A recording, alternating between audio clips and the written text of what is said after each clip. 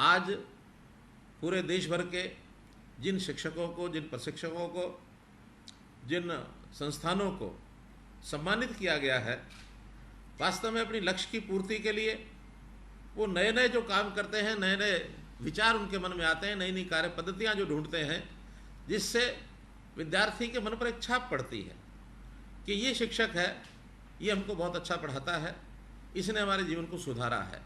हम में से कोई भी हो, किसी भी उच्च स्तर पर पहुंचने वाला व्यक्ति हो या सामान्य व्यक्ति हो, जिसने जब भी बचपन में, उसके यौवन में शिक्षा प्राप्त की, उसके शिक्षक ने उसके साथ कैसा व्यवहार किया, अच्छा शिक्षक हमेशा वो याद रहता है, उसके जीवन को उसने सुधारा है, संवारा है।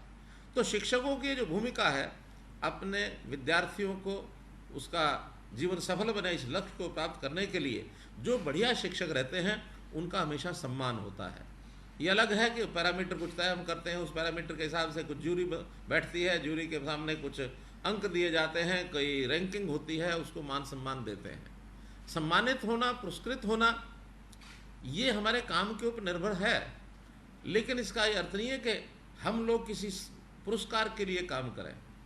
पुरस्कार दिया गया, उनको मान सम्मान मिला, उस मान सम्मान से ये ज़रूर उसमें से निकलता है कि जो काम कर रहे हैं हमको एक मान्यता मिली है, तो हमको आगे भी अच्छा काम करने के लिए ये प्रेरणा मिलती रहती है कि जितना हम काम करते थे, पुरस्कार मिला है, सम्मान मिला है, तो इसको और आगे बढ़िया हम कैसे करके दिखाएं, जीवन में और सफलता मिले।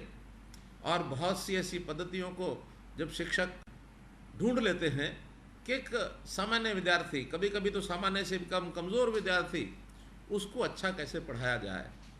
और कमज़ोर विद्यार्थी को पढ़ाना ये वास्तव में एक शिक्षक की परीक्षा होती है, उसकी एक विशेषता होती है।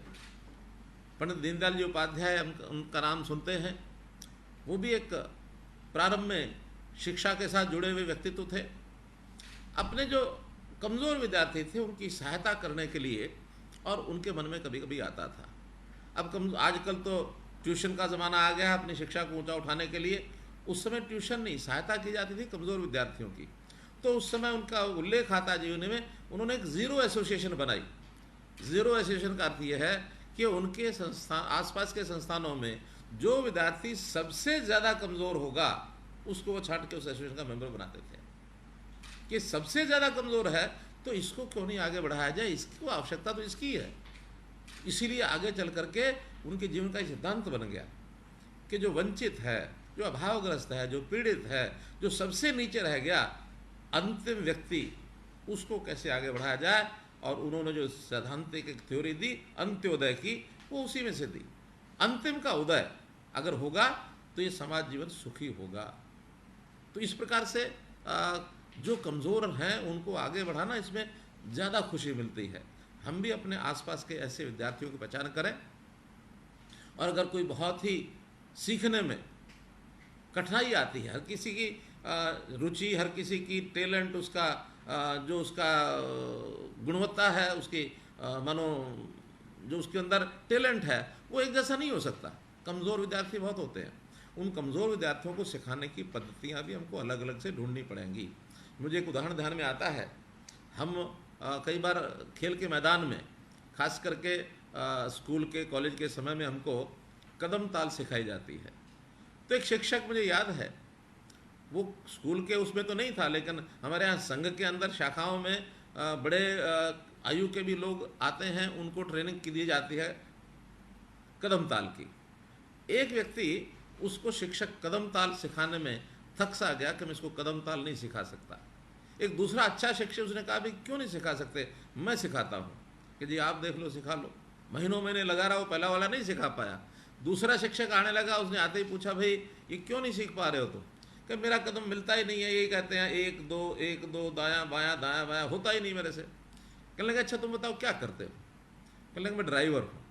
अच्छा बहुत बढ़िया, फिर तो कि ड्राइवर हो तो तुम जब गाड़ी चलाते हो तो अपने बाएं पैर से क्या काम करते हो? कहने लगे मैं क्लच दबाता हूँ। कि दाहिने पैर से क्या करते हो? कि मैं ब्रेक दबाता हूँ। कि समझ में आ गया कि हाँ, कि जब मैं क्लच कहूँ तो बायां पैर, और अगर ब्रेक कहूँ तो दायां पैर कर लोगे? कहने लगे हाँ। तो उनका क्लच, उसने दायां पैर दबाया, उन्होंने कहा ब्रेक, दायां पैर दबाया। क्लच ब्रेक, बायां दायां, और वो कदम ताल सीख गया। तो ये उसकी पद्धति उनकी सिखाने की थी।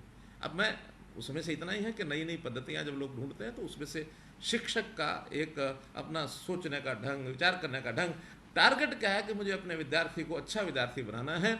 निश्चित रूप से आज आप लोगों को जिनको सम्मानित किया गया, निश्चित रूप से इन लोगों ने कुछ ना कुछ नया ही किया होगा, अच्छा ही किया होगा, और इसीलिए जो ये पुरस्कार की श्रृंखला शुरू की गई है, विश्वकर्मा राष्ट्रीय कौशल उत्कृष्टता पुरस्कार, जो पहला ये आयोजन किया गया है पुरस्कार देने का, इस अवसर पर जिनको भी आज पुरस्कार दिया गया है उनको सबको बहुत बहुत बधाई और बहुत बहुत शुभकामना मैं देता हूँ।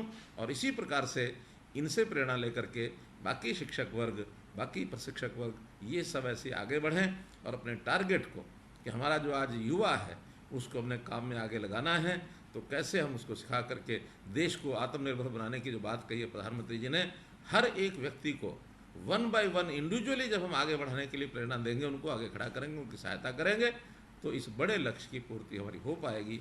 आपको बहुत बहुत आभार, बहुत बहुत धन्यवाद, बहुत बहुत बधाई, बहुत बहुत शुभकामनाएं।